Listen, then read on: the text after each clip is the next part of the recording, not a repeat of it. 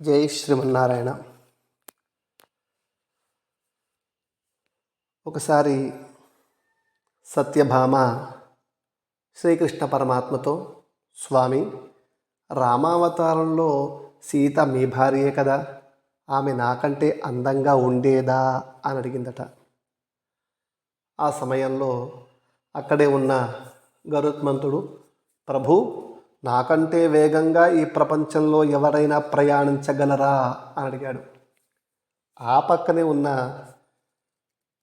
చక్రతాళ్వార్లు, పరంధామ, అనేక యుద్ధాలలో పాల్గొని మీకు విజయాన్ని తెచ్చిపెట్టాను, నాతో సరితూగు వారెవరు స్వామి అన్నాడు.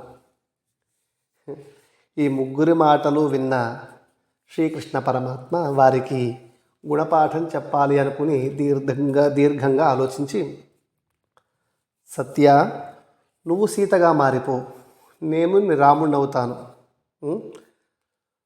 గరుడా, నువ్వు ఆంజనేయుని దగ్గరికి వెళ్ళి సీతారాములు నిన్ను తీసుకురమ్మన్నారని చెప్పు, తీసుకునిరా.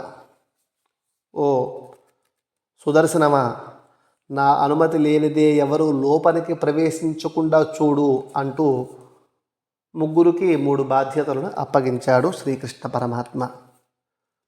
గరుత్మంతుడు హనుమంతుని వద్దకు వెళ్ళి, సీతారాములు నిన్ను రమ్మన్నారయ్యా అని చెప్పాడు.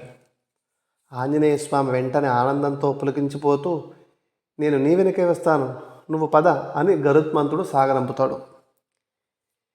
ఈ ముసలి వానరు రావడానికి ఎంతసేపు పడుతుందో అనుకుంటూ గరుత్మంతుడు రివ్వున ఆకాశానికి ఎగుతారు.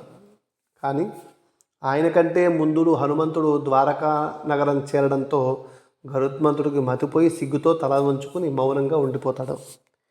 ఇంతలో హనుమ అన్న పిలుపుతో పులకించిన ఆంజనేయ స్వామి తన రాముని వైపు చూశాడు.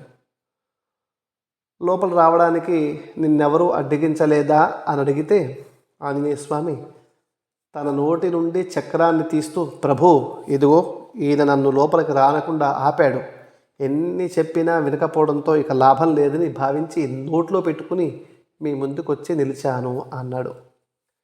సుదర్శనుడు కూడా గరుత్మంతుని వలె అవమానంతో నేల చూపులు చూస్తూ ఉండిపోయాడు. ఇంతలో హనుమంతుని చూపు రాముని పక్కన కూర్చుని ఉన్న సీతపై పడింది. స్వామి, మీ పక్కన ఉండవలసింది నా తల్లి సీతమ్మ కదా, ఈవిడ ఎవరు అని మాటలు విన్నదే తడవుగా సత్యభామకు కూడా గర్వభంగమై శ్రీకృష్ణుని పాదాలపై వాలింది. అలా కృష్ణ పరమాత్మ ముగ్గురులోనూ మొగ్గ తొడిగిన గర్వాన్ని తుంచివేసి వినయానికి ఉన్న విలువేమిటో తెలియచెప్పాడు. జై శ్రీమన్నారాయణ.